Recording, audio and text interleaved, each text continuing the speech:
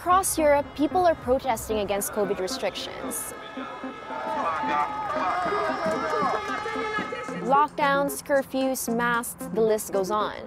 But in Denmark, hundreds took to the streets for a measure not yet implemented: vaccine passports. After a year of lockdowns and restricted travel, COVID-19 vaccinations have given us light at the end of the tunnel.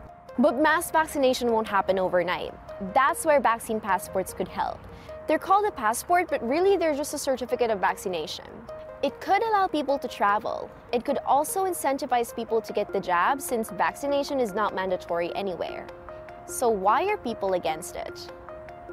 Right now, the official messaging on how valid or useful vaccine passports are is a little confusing. The EU supports the introduction of a vaccine passport. It is absolutely necessary if you have been vaccinated to have a certificate. This is a medical necessity. The WHO is supposedly against it, but it will collaborate on a digital vaccination certificate with Estonia. Regardless, vaccine passports are already becoming mainstream. In November, Qantas announced that they would only allow vaccinated passengers on board. But vaccine passports raise legitimate concerns. First, over their efficacy. Vaccines prevent COVID, but nothing yet proves that it prevents transmission. That's why the WHO is against vaccine passport. Also, it may create two kinds of citizens, with those vaccinated having the right to enter public spaces, and those who don't want to get the jab or simply can't have access to it, well, it would restrict their freedoms.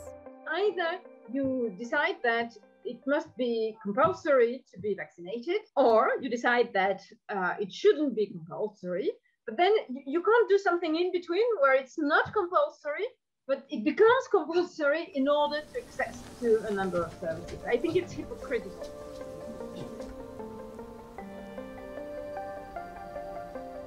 And what about privacy?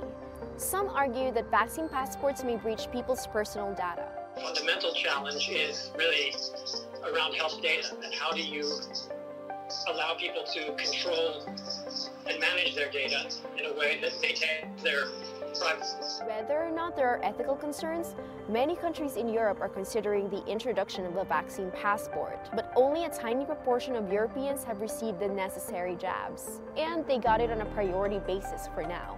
So if they become a reality, there's still a long way to go before many people can hold a vaccine passport, and an even longer time for the less developed countries, since many may not even get the vaccine until 2023 or 2024.